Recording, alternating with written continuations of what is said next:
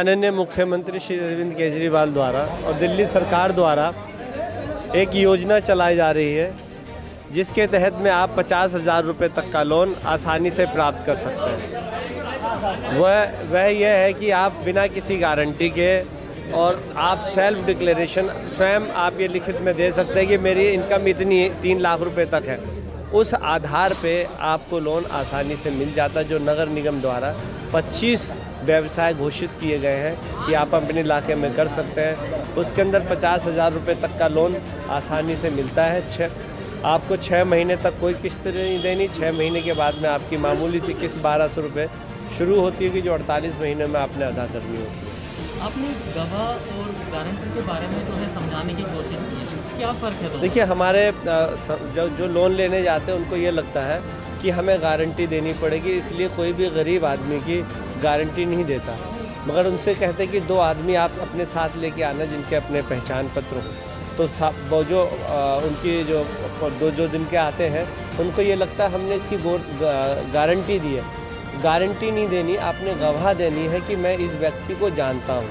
और गारंटी का मतलब है कि अगर उन्होंने किस्त अदा नहीं की तो उससे वसूली जाएगी।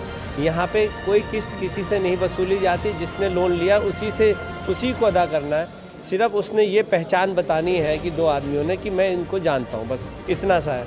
और इस तरीके से हम कैंप लगाएंगे और उस कैंप के अंदर ही हम जो लोन लेने वाले व्यक्ति हैं वहीं पे उनकी तस्दीक भी कराएंगे, वहीं फ़ोटो भी जमा कराएंगे, वहीं पे ही फॉर्म भी जमा होंगे, वहीं पे फॉर्म भर के उन लोगों को उस दफ्तर में कहीं जाने की ज़रूरत नहीं, उसी कैंप में सारे काम हो जाएंगे। अम्बेडकर भवन में लोन कमीशन के वहाँ पर जब आपने मीटिंग की तो किस तरीके की वहाँ पर आपने बात की? क्योंकि मुसलमानों को जो है लोन नहीं मिल पाता, कुछ फाइलों का भी मसला रहता है, चक्कर काटते रहते हैं। ठीक है, हमने जो वहाँ पे देखी सारे लोन की, उस लोन में सिर्फ ये समझ में आया कि जो छोटे रोज़गार करने वाले 50,000 रुपये तक लोन आसानी से मिल जाता है। उसमें किसी तरीके की गारंटी की ज़रूरत नहीं है और फॉर्म हमारे दफ्तर में मौजूद है माइनॉरिटी कमीशन में। जिसको भी चाहिए आप माइनॉरिटी कमीशन के दफ्तर में आए और जो डॉक्यूमेंट्स बताए जाते हैं कि वो डॉक्यूमेंट्स अगर हमारे दफ्तर में भी लेके आ जाते हैं और हमारे दफ्तर में भी जमा कर देते हैं तो एक किसी तारीख में हम बुला के उनको जो लोन डिपार्टमेंट के जो ऑफिसर्स हैं उनको कमीशन में भी हम बुला लेंगे ताकि उनके सारे के सारी फॉर्मेलिटियाँ वही कमीशन में पूरी हो जाए, उनको कहीं धक्के ना खाने पड़े। सीधा फ़ायदा जो है गरीबों को कैसे मिलेगा? इससे जो बीच के लोग हैं वो कैसे ख़त्म होंगे? देखिए, इसमें जो बीच के कुछ लोग होते हैं जो फ़ायदा उठाते हैं गरीब लोगों का और जो कम पढ़े लिखे लोगों का। हमारी टीम है, हमारे मेंबर हैं। अभी हम मदर टेरेसा फाउंडेशन के यहाँ पे आए हैं और इनसे भी मैंने गुजारिश की है कि आप अपने मदर टेरेसा फाउंडेशन के माध्यम से जो गरीब लोग हैं उनको 50,000 रुपये तक का लोन दिलाएं। हम आपकी सहायता करेंगे और जो फ़ीस वापसी योजना है उसको भी जन जन तक पहुंचाएं। हम इनकी हर तरीके से मदद करेंगे। मदरसों में हर तरह की तालीम देनी चाहिए। इस्लाम कंप्लीट दीन है और दीन और दुनिया को इस्लाम अलग नहीं करता। लेकिन मान ली कहाँ से शुरुआत हुई कि दीन और दुनिया को अलग कर दिया गया। अब उसमें सुधार की ज़रूरत है। हम चाहते हैं मदरसों में अंग्रेज़ी भी, संस्कृत भी, फ़ारसी भी, हिंदी भी और देश की तमाम स्टेट में हर भाषा पढ़ाई जाए। कुरान पाक पढ़ाया जाए, वेद भी पढ़ाया जाए, पुराण उपनिषद भी पढ़ाया जाए और मुसलमानों के साथ साथ हिंदू, सिख, ईसाई, बौद्ध, पारसी, जैन, दलित, आदिवासी के बच्चों को भी मदरसों में अच्छी तालीम देने के लिए बुलाया जाए। अगर हिंदू भाइयों के सिख, ईसाई, बौद्ध, पारसी, जैन, दलित, आदिवासी के बच्चे भी मदरसों में पढ़ेंगे तो मजहबी भाईचारा पैदा होगा।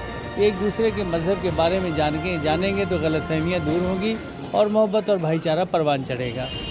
आज माइनॉरिटी कमीशन दिल्ली के चेयरमैन ज़ाकिर खान साहब हमारे मदर टेरेसा फाउंडेशन दिल्ली के प्रोग्राम में तशरीफ़ लाए चीफ गेस्ट के हिस्से से। हम इनका वेलकम करते हैं और mother Teresa foundation Delhi state की टीम हमारी जो इनकी 50,000 रुपये की लोन देने की योजना है और जो मुसलमान, सिख, ईसाई, बौद्ध, पारसी, जैन के बच्चों की फ़ीस वापसी योजना है, इसके लिए मदर टेरेसा फाउंडेशन की टीम कैंप लगाकर लोगों को फ़ायदा पहुंचाने के लिए माइनॉरिटी कमीशन दिल्ली के साथ मिलकर काम करेगी और हम लोग बराबर हर 15 दिन 20 दिन प्रोग्राम करेंगे और चेयरमैन साहब को भी इसमें बुलाएंगे और दिल्ली के लोगों को फ़ायदा पहुंचाने के लिए मदर टेरेसा फाउंडेशन की काम करेगी। मेरा नाम सिराजुद्दीन PS है। मैं मुश्ताबाद विधानसभा का संगठन मंत्री हूँ आम आदमी पार्टी से और नेहरू विहार वार्ड का मैं विधायक प्रतिनिधि हूँ। ये सब का क्या लगता है जिस तरीके से चेयरमैन साहब ने स्कीमों के बारे में बताया, कैसे कामयाब बनाया? आयोग के द्वारा जो भी गरीबों के लिए काम किए जाते हैं वो ज़मीन पर नहीं है अभी तक। मैं अभी एक मीटिंग हुई थी आयोग में पिछले साल, तो उसमें कहा गया था कि हर विधानसभा में एक ऑफिस खोला जाएगा। एक गरीब आदमी जो 50,000 रुपये की लोन के लिए अप्लाई करता है और उसको लोन नहीं मिलती और वो ITO तक नहीं पहुंच पाता, जिसके पास किराए तक के लिए पैसे नहीं होते, तो मैंने एक एडवाइस दिया था चेयरमैन साहब को कि हर विधानसभा में एक ऑफिस खोला जाए आयोग का, जिससे हर गरीब आदमी विधानसभा में पहुंच सके और उसकी फाइल या उसका फॉर्म वहां से सबमिट करके आयोग तक पहुंच सके और उसे ये सुविधा मिल सके। लेकिन अभी तक इस पर कोई प्रक्रिया नहीं हुई है। मैं उनसे क्वेश्चन करना चाहता था लेकिन टाइम बहुत कम है, तो मैं आयोग से आग्रह करूँगा कि आयोग की जो प्रक्रिया है लोन देने की या गरीबों की सहायता की, उसे आसान करें और हर विधानसभा में, दिल्ली के हर विधानसभा में एक अपना कार्यालय बनाएं जिससे गरीब आदमी उनसे जुड़ सके। ITO बहुत दूर है और जनता बहुत गरीब है और लॉकडाउन में बिल्कुल टूट चुकी है जनता। आर्थिक स्थिति कमज़ोर है गरीबों की, रेडी पटरी वालों की मुस्ताबाद में कमज़ोर है, जगह जगह रेडी लगा रखे हैं। रेडी की तादाद बढ़ती जा रही है, बाज़ार में भीड़ बढ़ती जा रही है पटरी वालों की। तो अगर उन्हें एक घरेलू उद्योग के लिए अगर छोटी राशि प्रदान करेगी सरकार और इतने आसान तरीके से अगर ये प्रक्रिया बना दी जाए हर विधानसभा वाइज, तो मैं चाहूँगा कि लोगों की इससे मदद हो सके।